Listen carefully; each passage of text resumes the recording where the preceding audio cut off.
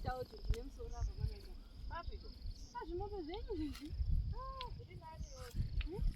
Kuti ungongoramba uri munhu wepasi here makore ose. Kuomera saka munhu zvatingoti mari yekupa mukomana kuti akurisire mombe. Ndiyo mukakora mushorera nemombe munhukadzi. Ona iwe senzeni ndakutanga notsvaka mukomana here. Izvo zvichiri kushoma kudai. Idzi ndo mombe dziya dzekuti ukarovogwa nadzo vamwenyora cows came home. Ukarovogwa neyakataita kuchera kakumutsanha wana kachida nondiikira chisaga nomai. Harambi chero kainawo natiwa kuroko mukandigadzire bhurekidhezi varovogwa neririri. Varovogwa neririri. Hai. Baiwa padakatoshiririra chaizvo. Wekuganda varoi manje zvahwakaita.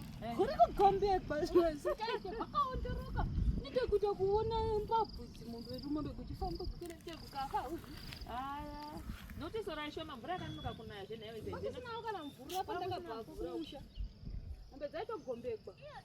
Sengezi ndorisa ndogari mombe idzi. Hatopotsvagi mukomana. Handichida kutenga hwani ndikaita bhajeti mari.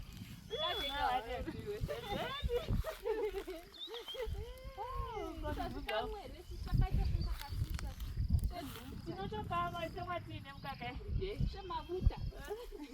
Pambene tine maute. Sadzeni ndokuita vanhu vaka 45 kaiwa. Matotanga. Ungati kwai ng'ombe ine mafuta. Matotanga. Sedzeni wafuti. Inzi ng'ombe ine zamu.